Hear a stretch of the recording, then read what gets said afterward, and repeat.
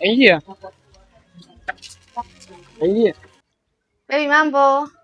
Poa vipi? Safi mzima. Zipo za siku. Salama. Vipi lakini? Kawaida. Umetulia.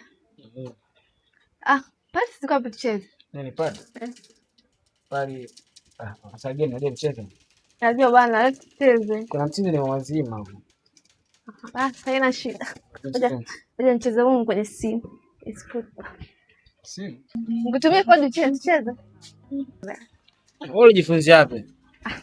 Hii hapa.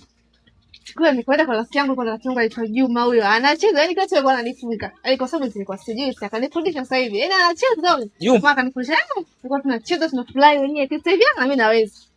Sasa basi nitumie kodi tucheze nayo kitu.